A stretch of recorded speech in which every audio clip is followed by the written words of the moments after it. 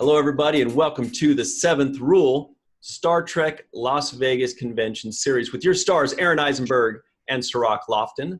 I am Ryan T. Husk. We are joined right now, right here and now, in this linear plane with Christine Rideout. Is that the way you pronounce your last name, Rideout? Yep, just like it's spelled. Rideout. That was funny, Sirach. That was a good one. That was a good one.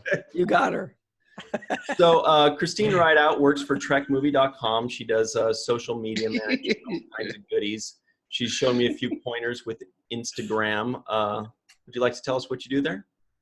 Yeah, I'm their social media manager. So basically, I just screw around on social media a lot. Our editing team is fantastic, and as soon as they drop an article, I get a ping in our Slack, and I just make sure that it's advertised all over social media. What is, forgive me, what does a ping in your Slack mean? I feel like that should be a shirt. I feel like that's the name of my new cover band. Yeah, a ping in my Slack. I have never in my life heard that phrase.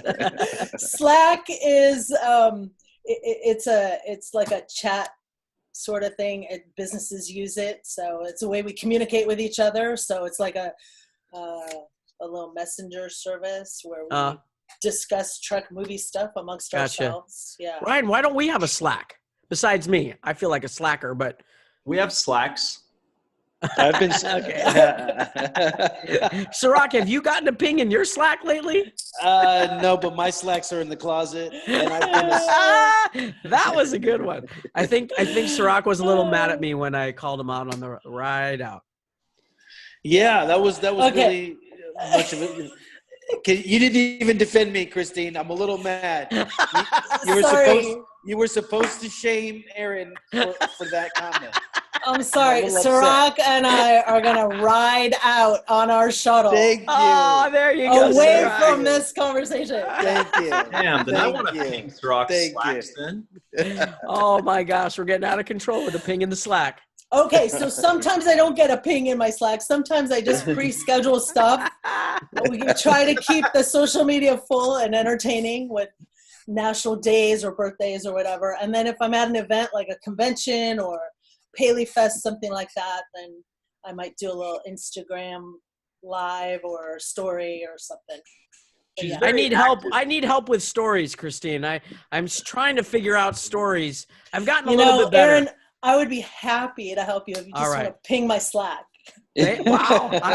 I'm going to blush. No one's ever said they wanted to ping my Slack. For now on, you're always going to laugh when you get a ping in your Slack. You will always get a little chuckle. I am, and Trek Movie's probably never going to forgive me for this, but okay. Always keeping it professional over here. You got to have fun. You got to smile. You've got a great smile, Christine. Thanks. Hey, I thought I'd throw that out there. You're right.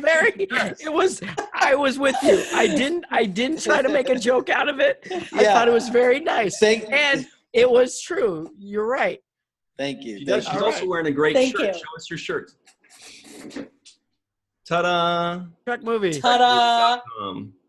It should say Trek Movie. Get a ping in your Slack. So Christine's very active. I know I run a lot of the Facebook groups for all like the nerdy shows like the Picard and Discovery and Orville. All those groups that I'm in, yep. And what's cool is that's how I'm so aware of Christine is because every time some bit of news comes up or I get a ping in my Slack, it's always Christine. Well done, sir. Well done. And so when I go to have to approve these things and there's just like my Slacks are just getting pinged and pinged and pinged. Going too far now. Christine, it was too far a long time ago. That won't stop us. Yeah, you should have let it. You nailed it on the first one. Second one. Well, sometimes, if we've got an article or something newsy that drops that I think is kind of big or important, I share it like in as many groups as I can on Facebook to get the word out. And then I go back to the Slack and I say, hey, you guys, I just shared that like a hooker with crabs. Wow. Wow. Can we go back to pings in your Slacks? Yeah. There's a lot of pings going on in Slacks. That's how information gets disseminated. It is. Wow. So tell us. We didn't know what to do with the hookers. We got quiet on the hookers with crabs. Yeah. those Maybe saved hit up too for close Vegas. to home or something. It Vegas. stays. So, Bad memories, huh? so tell us what you think about the Star Trek convention, Christine. You said you never miss one. Yeah, my first Star Trek convention was 2006. That was the 40th anniversary of Star Trek. Wow. And my best friend and I went, and we were complete noobs. We'd never been to a convention. And we went whole hog. Like, we bought the gold pass and all the extras. And back then it was at the Hilton. So the Star Trek experience was still I remember that. So good. right. Yeah. And so, like, for 6 days, we never saw the sunshine because we never left the Hilton. Because with the experience there, you could literally live and breathe Star Trek 24/7. Yeah. And it was probably like the best week of our life at that point. Like, you know, and we were still super starstruck. We had, now I'm like so jaded, right? But back then we were super starstruck, and we bought the gold pass. So then after you bought the gold pass, back then, I don't know what it's like now because I can't afford that, but they'll send you emails. Don't forget to add the Resistance to Bingo is Futile party. Don't forget to add the Chocolate on the Edge of Forever party. And they would add all these events, and everything's $80 here, $80 here, $80 here. And we bought it all. Wow. We called it our midlife crisis trip. So that was my first convention. It was really fun. I've only missed 1 year since then. Uh-huh. And it's quite different since it moved to the Rio. Mhm. It's bigger. Oh, okay. I think the attendance is more. I think in the last couple of years since Discovery, I think CBS has really taken a little, tightened the reins a little bit with how the convention is run. Mhm. And they're using it to promote their new shows, which obviously they should, I think. Mhm. And the hallway seems to get longer. You know, it just seems to get It's longer. only because your feet are getting older. I think so. I think they're going to add an extra Starbucks this year, and I'm excited. They're going to take out the Postal Center and add another Starbucks. Well, you know, that's one of my Ferengi tips. That one, you can get another one before you hit the entrance. Never go there. Well, Christina, That's one of my Ferengi tips. Like, I'm so cheap. I drive in. So I bring a little electric water jug and a French press, and I make coffee in my room because, like, I don't want to stand in line for an hour at Starbucks for a $6 coffee plus tip. And you don't even have to put your underwear on to make coffee in your room, right? And why would you? No, I do. That's weird. I definitely put my underwear on when I make coffee. Do you? Well, you don't have to put, like, your slacks on. No, Christine, I wanted to ask. Take my slack when I make my coffee. I wanted to ask you because you were reminiscing on the 2006 convention, and you were really, you know, attached emotionally to the memory. You said you and your girlfriend had the best time of your life, and I want to know how you feel the cons have changed, specifically the one in Vegas over the years, and do you like the change? Okay, so Ryan approves. the venue being different is the biggest change. Obviously, we don't have the experience anymore, right? Right. The Star Trek, the experience was fantastic. The ride in Quark's bar. Just being at Quark's, having the parties at Quark's, having the costume characters, you know, that actually worked there. And I know like half of them now. It's so awesome.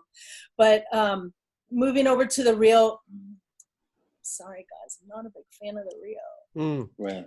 You know, the convention center suits our needs just fine, but the hotel itself, not a fan. Yeah, and also it was kind of cool when we were at the Hilton. It was kind of like we owned that hotel.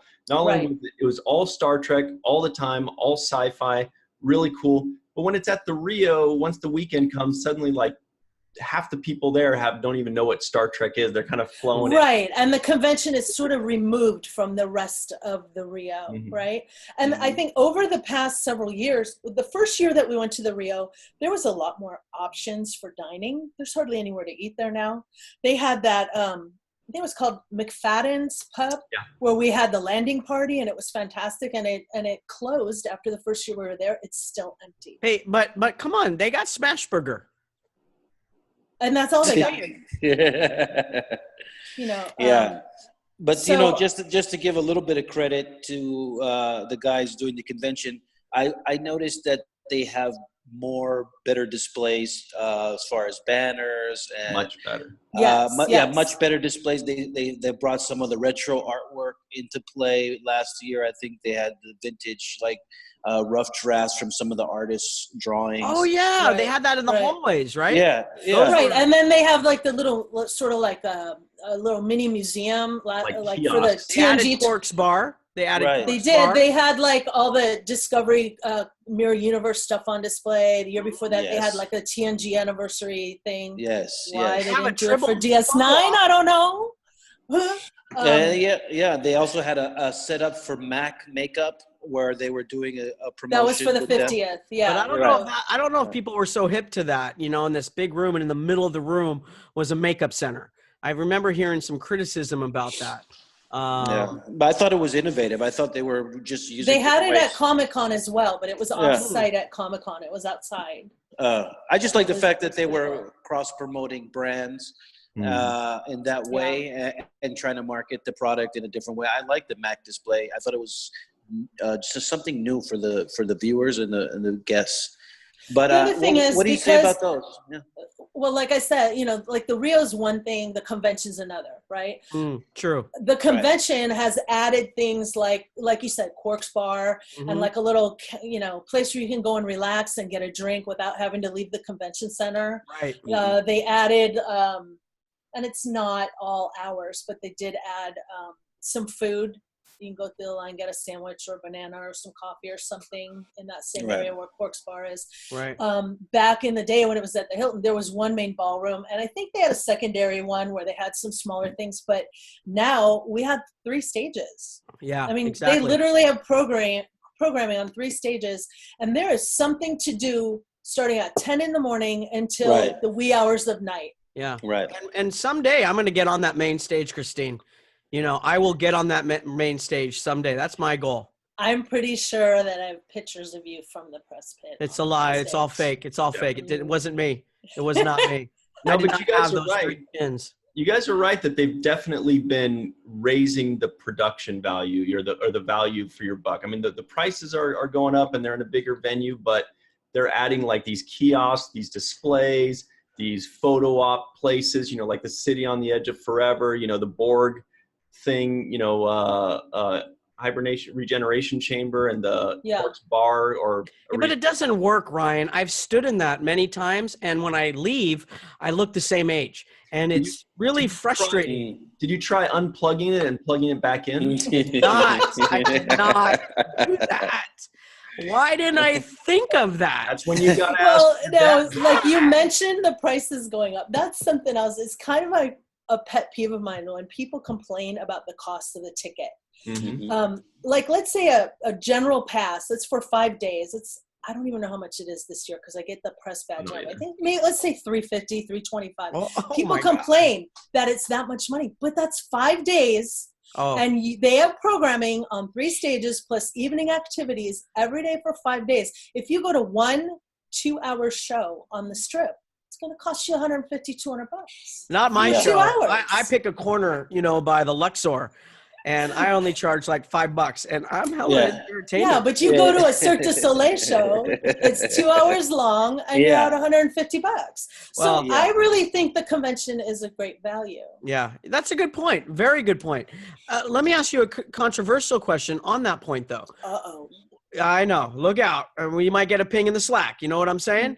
Sorry. Were they charging again to then watch to come into the stage? I heard that this was either going to happen or it did happen. So I don't know. So I'm really asking this question. Last year, and I was there, I heard that they were charging to go into the main stage to view or listen to, and your face is telling me this is not true. No. Be charged once again to see a panel. I think it was a TNT. No. There was Okay. There was one. That was a special evening event. That was. Oh, that's different. Well, It's an evening event. It was a special evening event of the whole entire TNG cast. Mm-hmm. That was 2 years ago, right, for the TNG anniversary. Okay. And that was just. That's like when you go on Saturday night when they have the the gala with the symphony or whatever, that's an extra charge to go to that. Right. It was the same kind of Max's thing. Group of when they sing. Well, that's included. Oh, the Rat Pack's included Rat on Pack, Sunday that's it. night. Yeah. Yeah. But Wait. Saturday night is start a show called the Brat Pack, but yeah.